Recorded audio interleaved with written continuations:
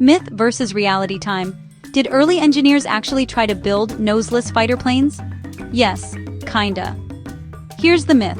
Chopping off the nose makes a fighter stealthier, lighter, and gives the pilot a killer view. No nose, no problem. And here's the reality.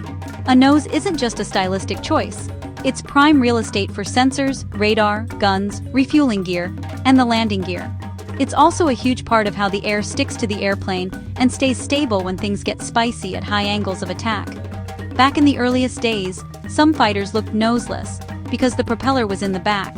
Pusher designs, WWI-era pushers, and later the Swedish Saab J-21. No big spinner in front meant clearer shooting and better forward visibility, but the trade-offs were brutal: cooling, weight balance, and a habit of chewing on their own control surfaces with prop wash.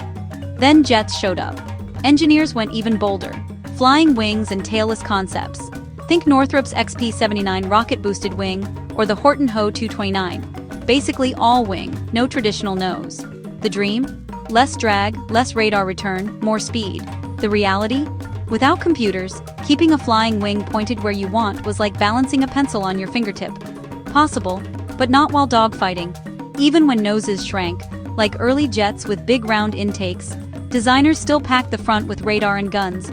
Later Delta's Mirage and Canard's Viggen, they kept them for a reason. You need a forward bay for sensors and structure.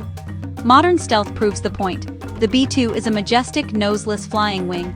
But it's a bomber, not a knife fight champion. Fighters like the F-22 and F-35? They keep a nose because radar aperture size, cooling volume, and weapon integration matter if you want to see first and win first. So, myth. Noseless fighters were the stealth hack we never used. Reality. People tried, learned a lot, and discovered that agility, sensors, and survivability live up front. No nose isn't no problem. It's a whole pile of new ones. If someone nails a true noseless fighter one day, it'll be thanks to smarter sensors and even smarter computers. Until then, that pointy bit stays.